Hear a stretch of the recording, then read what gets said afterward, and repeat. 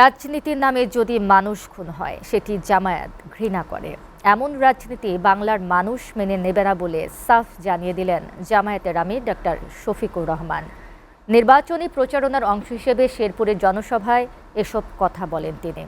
দেখুন শেরপুর প্রতিনিধির প্রতিবেদন।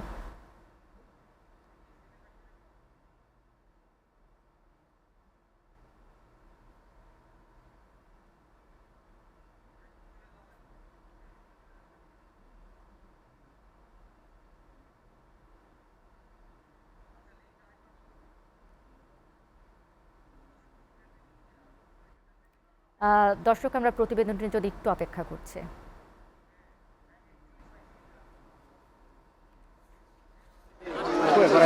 দলীয় প্রধানের আগমনের আগেই কানায় কানায় ভরে ওঠে শেরপুরের পৌরমাঠ। স্লোগানে স্লোগানে জানান দেন নির্বাচনী মাঠে তাদের উপস্থিতি।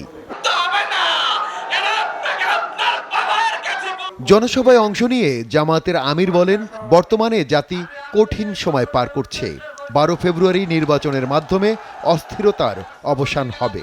জামায়াত এমন একটি দেশ চাচ্ছে যেখানে তুচ্ছ শান্তির জন্য হানাহানি হবে না, ঘটবে না নোংরা ঘটনা।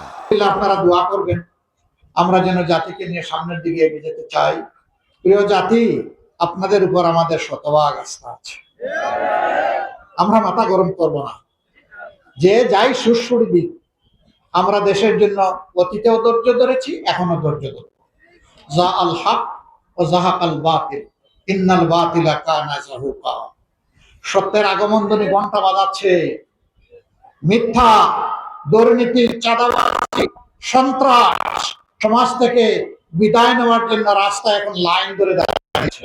ক্ষমতায় গেলে শেরপুরবাসীর দীর্ঘদিনের দাবি রেলপথ নির্মাণ, জেলায় কৃষি বিশ্ববিদ্যালয় এবং ভেজিটেবল ইপিজেড প্রতিষ্ঠার প্রতিশ্রুতি দেন জামাত আমির। প্রিয় জাতি, এখানে রিসার্চ হবে, কৃষির উন্নয়ন হবে, কৃষকরা স্বস্তির সাথে মাঠে ফসল ফলাবে, ন্যায্য মূল্য পাবে।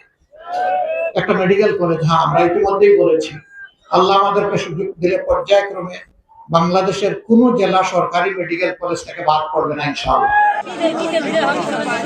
জনসভায় অংশ নেওয়ার আগে জামাত বিএনপি সংঘর্ষে নিহত উপজেলা জামাত সেক্রেটারি রেজাউল করিমের কবর জিয়ারত করেন তিনি। এরপর পরিবারের সাথে দেখা করে পাশে থাকার প্রতিশ্রুতি দেন, পাশাপাশি আশ্বস্ত করেন বিচার নিশ্চিতের। তাকে তুমি সাহায্য করো।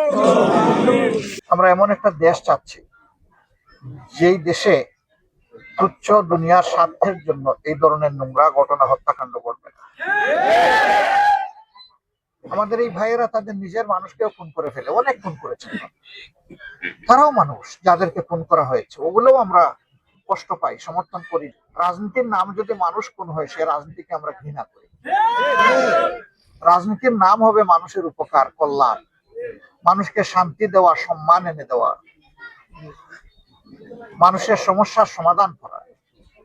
উনি আর ফিরে আসবেন না, কিন্তু আপনারা তো সবাই আছেন ইনশাআল্লাহ।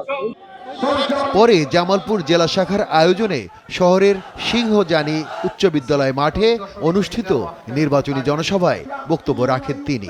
শহীদ পরিবারগুলোর হাহাকারের অবসানের নির্বাচন। SATV news desk.